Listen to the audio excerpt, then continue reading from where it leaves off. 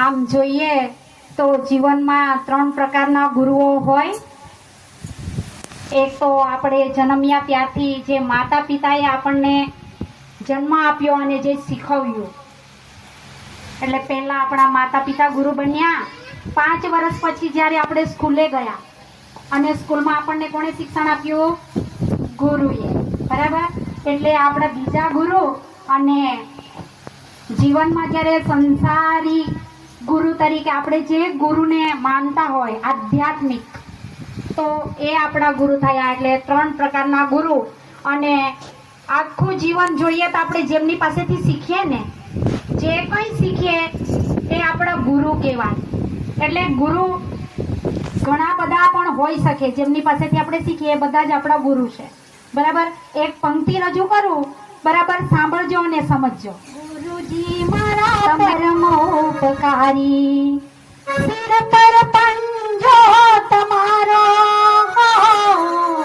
તમે ગુરુજી મારા પરમોપકારી, સિર પર પંજો મારા, નહીં ભૂલો ગુણ તમારા ગુરુજી, તીર્થ કરો રે હજારો, ગુરુજી મારા આવેલ મનખો સુધારો, ગુરુજી મારા આવેલ મનખો સુધારો, આવેલ મનખો સુધારો રે, ગુરુજી મારા આવેલ મનખો સુધારો.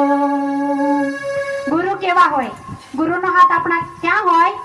મસ્તક પર. ગુરુ તમે મારા પરમોપકારી, સિર પર પંજો તમારો. આપણા મસ્તક પર કોનો હાથ હોય? ગુરુનો.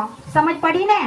બીજી એક પંક્તિ, ગુરુનો મહિમા અનંત અનુપમ, સેજે ના સમજાય રે, ગુરુનો મહિમા અનંત અનુપમ, ઘડીમાં માન દે, ઘડીમાં બોલાવે, ઘડીમાં થાય અભિમાની રે, ગુરુનો મહિમા અનંત અનુપમ. સમજાયું? ગુરુનો મહિમા કેવો છે? અનંત અને